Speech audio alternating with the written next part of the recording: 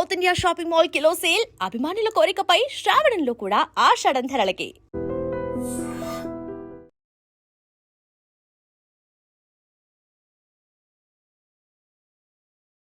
మానవత్వం ఉన్న ప్రతి ఒక్కరిని కలిచివేసే సంఘటన ఇది. ఎందుకంటే నేను చెప్పబోయే ఇన్సిడెంట్ కేవలం 13 సంవత్సరాల 8వ తరగతి చదువుతున్న బెంగళూరుకి సంబంధించిన బాలుడు నిశ్చిత్కి సంబంధించి.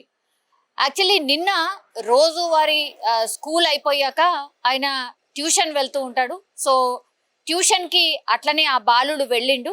స్కూల్కి వెళ్ళి వచ్చిన తర్వాత వెళ్ళిన తర్వాత స్కూల్కి వెళ్ళి 4 గంటలకు వచ్చి 5 గంటలకు ట్యూషన్ వెళ్ళిండు. 7:30 వరకు మళ్ళీ తిరిగి వచ్చేయాల్సి ఉంటుంది. కానీ 7:30 అయిపోయింది, ఇంకా కూడా ఇంటికి రాలేదు ఆ బాలుడు. దీంతో తల్లిదండ్రులు ఎందుకు ఇంకా రాలేదు, 7:30 అయిపోయింది, 8 అవుతోంది, ఇంకా కూడా ఎటుపోయిండు ఏంటి అని వాళ్ళ టీచర్స్కి ఫోన్ చేయగానే ట్యూషన్కి సంబంధించిన టీచర్ లేదంటే మీ బాబు అప్పుడే వెళ్ళిపోయాడు, లేడు, ట్యూషన్లో లేడు అన్నటువంటి మాట చెప్పిండ్రు. అదేంటి అసలు ఇంటికి రాలేదు, అలా అని ట్యూషన్లో కూడా లేదు, మరి ఎవరన్నా ఫ్రెండ్ ఇంటికి ఎక్కడికన్నా పోయాడా, పక్కన షాప్కి ఎక్కడికన్నా పోయాడా అన్నటువంటిది డౌట్ వచ్చి ఏం చేశారంటే ఫస్ట్ ఆ ట్యూషన్లో చదివేటటువంటి పిల్లలు ఆయన క్లాస్మేట్కి సంబంధించిన పిల్లలకి కాల్ చేశారు. అప్పుడు మా బాబు అయితే ఇంటికి వచ్చేసారు, మరి మీ బాబు అయితే మా దగ్గర లేడు అని వాళ్ళ ఫ్రెండ్స్ కూడా అట్లానే ఆన్సర్స్ ఇచ్చిండ్రు. దీంతో కంగారు ఇంకా పెరిగిపోయింది. తల్లిదండ్రులకు ఏం అర్థం కాలేదు. అరే ట్యూషన్కి వెళ్ళినటువంటి బాబు ఎక్కడ పోతాడు మరి ఏంటి అనేది ఆ చుట్టుపక్కల ఉన్న షాప్స్ వాళ్ళ ఇంటి దగ్గర నుంచి వాళ్ళ ట్యూషన్ వరకు కూడా మొత్తం వెతకడం స్టార్ట్ చేసిండ్రు. అట్లాగే స్కూల్లో ఉన్నటువంటి వాళ్ళ ఫ్రెండ్స్ కి కూడా కాల్ చేసిండ్రు. ట్యూషన్ మేట్సే కాదు, స్కూల్ మేట్స్ కి సంబంధించి క్లాస్మేట్స్ కి కూడా కాల్ చేశారు. ఎవరింటికి పోలేదు. దీంతో రిలేటివ్స్ కి కాల్ చేశారు, వాళ్ళ ఇంటికి వెళ్ళారేమో అని. వాళ్ళకు తెలిసినటువంటి వాళ్ళు, రిలేటివ్స్ అనుకోండి, చుట్టుపక్కల వాళ్ళు అనుకోండి, ఫ్రెండ్స్ అనుకోండి, వీళ్ళందరికీ కూడా కాల్ చేసి మా బాబు ఏమైనా మీ ఇంటికి వచ్చాడా అని అడగడం స్టార్ట్ చేశారు. అట్లా ఒక 2 గంటలు అయిపోయింది. ఇంకా వాళ్ళకి అసలు ఇంకా ఏం అర్థం కాలేదు. రోజు లాగానే ఆయన ట్యూషన్ వెళ్ళిండు, బట్ ఈ రోజు ఎందుకు రాలేదు అనేటువంటిది టెన్షన్ స్టార్ట్ అయిపోయింది. దీంతో అందరికీ కాల్ చేసినప్పటికీ కూడా ఎవరు కూడా మా ఇంటికి రాలేదు అని చెప్పడంతో దీంతో వాళ్ళకు టెన్షన్ ఏ రేంజ్ లో ఉంటుందో మనకు తెలుసు. బికాస్ ఒక అబ్బాయి, 13 ఏళ్ళ అబ్బాయి, ఆయన తప్పిపోయాడు, దొరకట్లేదు, ఎటు వెళ్ళాడో తెలియట్లేదు అంటే టెన్షన్ ఎలా ఉంటుందో మనం అర్థం చేసుకోవచ్చు. సేమ్ అదే టెన్షన్తో ఇంకా లాభం లేదనుకున్నారు. వెంటనే పోలీసులకు కంప్లైంట్ చేశారు. పోలీసులకు కంప్లైంట్ చేయగానే మిస్సింగ్ కేసు కింద పోలీసులు దీన్ని ఫైల్ చేసి అక్కడ అంటే ఇంటి నుంచి బాబు ఎప్పుడు వెళ్ళాడు అండ్ సీసీ కెమెరాస్ కి సంబంధించి పూర్తిగా అక్కడ చుట్టుపక్కల ఉన్న సీసీ కెమెరాస్ అన్నిటినీ కూడా కలెక్ట్ చేసుకున్నారు. వెతకడం స్టార్ట్ చేశారు. ఆ బాబు ఎటు నుంచి ఎటు వెళ్ళాడు అంటే ట్యూషన్ నుంచి ఆయన బయటకు వెళ్ళాడా, బయటకు వెళ్తే ఎవరైనా వచ్చి తీసుకువెళ్ళారా, ఇవన్నీ విషయాలను రూఢి చేసుకునే ప్రయత్నం చేశారు. దీంతో ఆ బాబు ఎటు నుంచి వెళ్ళాడు అనేది ఒక సీసీ కెమెరాలో కొంతమేర చూశారు. కాబట్టి అక్కడ వెళ్ళి చూడగానే ఒక ప్రాంతంలో బాబు సైకిల్ మాత్రమే దొరికింది. అది కొంత అవుట్స్కర్ట్ ఏరియా అంటారు కదా, అవుట్స్కర్ట్స్ కి సంబంధించిన ఏరియా. అక్కడ ఫ్యామిలీకి సంబంధించిన ఒక గార్డెన్ ఉంటది. గార్డెన్ బయట ఆయన సైకిల్, బాబు సైకిల్ కనిపించింది. దీంతో ఇంకా కంగారు ఎక్కువైపోయింది. అంటే సైకిల్ కనిపించింది కానీ బాబు ఎక్కడ కనిపించట్లేదు, ఆ సైకిల్ పక్కనో దెబ్బ దాకో ఇంకేమన్నా అయిందా అని అట్లా ఆలోచించడం స్టార్ట్ చేశారు. సైకిల్ దొరికింది కానీ అక్కడ చుట్టుపక్కల బాబు ఎక్కడ కనిపించలేదు. దీంతో ఇంకా కంగారు ఎక్కువైపోయింది తల్లిదండ్రులకు. అట్లాగే ఆ పోలీసులు కూడా ఇంకా సీరియస్ గా సర్చ్ చేయడం స్టార్ట్ చేశారు. ఆ గార్డెన్ దగ్గర కనిపించింది కాబట్టి ఆ గార్డెన్ దగ్గర ఏమన్నా ఉన్నారా, గార్డెన్ లోపల ఆడుకోవడానికి వెళ్ళాడా, అవన్నీ కూడా వెతికారు. అక్కడ కూడా ఎక్కడా లేదు. దీంతో పూర్తి స్థాయిలో వెతకడం స్టార్ట్ చేశారు. వీళ్ళున్నటువంటి ప్రాంతం నుంచి చాలా దూరంగా పోలీసులు వెతకడం స్టార్ట్ చేసిన తర్వాత ఆ సైకిల్ దొరికిన స్పాట్ దగ్గర మాత్రం ఆ సైకిల్ కనిపించిన ఒక అర్ధగంటలోనే ఒక అన్నోన్ కాల్ వచ్చింది ఈ పేరెంట్స్కి. నిశ్చిత్ వాళ్ళ పేరెంట్స్కి అన్నోన్ కాల్ వచ్చింది. ఇట్లా మేము మీ బాబుని కిడ్నాప్ చేశాం, మీరు 5 లక్షలు ఇస్తే కానీ మీ బాబును వదిలిపెట్టము అని.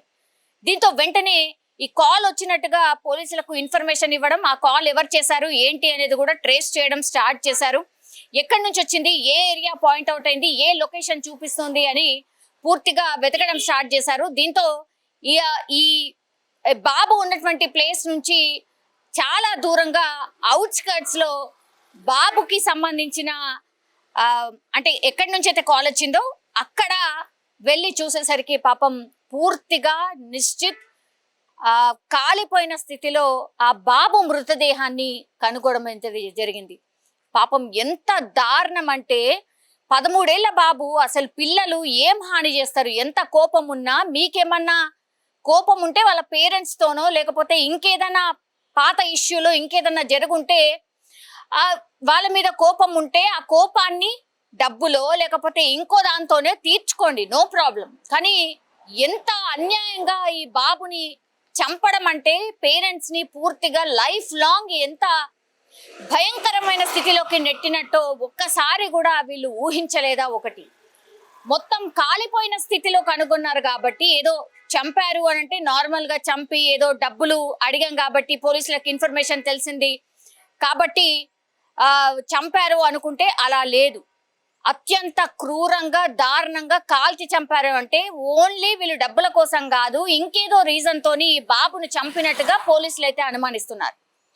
ఆ బాబు కాలిపోయిన స్థితి చూసిన తర్వాత తల్లిదండ్రుల రోదనలు పూర్తి స్థాయిలో అసలు ఎలా ఉంటుందో మనం ఊహించుకోవచ్చు. ఆ కాలనీకి సంబంధించిన వ్యక్తులు ఎవరైతే ఈ ఇన్సిడెంట్ తెలిసిన తర్వాత ఏమి అర్థం కాని పరిస్థితుల్లో వాళ్ళ పేరెంట్సే కాదు అక్కడ చుట్టుపక్కల వాళ్ళ ఫ్రెండ్స్ కావచ్చు, ఇంత పెద్ద ఇన్సిడెంట్ ఎట్లా జరిగింది, అసలు ఏమై ఉంటుందో అర్థం కాని సిచ్యువేషన్ లో ఉన్నారు. ఇప్పుడు పాత కక్షలు ఏమైనా ఉన్నాయా? అసలు ఎవరు ఈ నిందితులు? ఇంత క్రూరంగా 13 ఏళ్ల బాబును చంపాల్సిన అవసరం ఏముంది?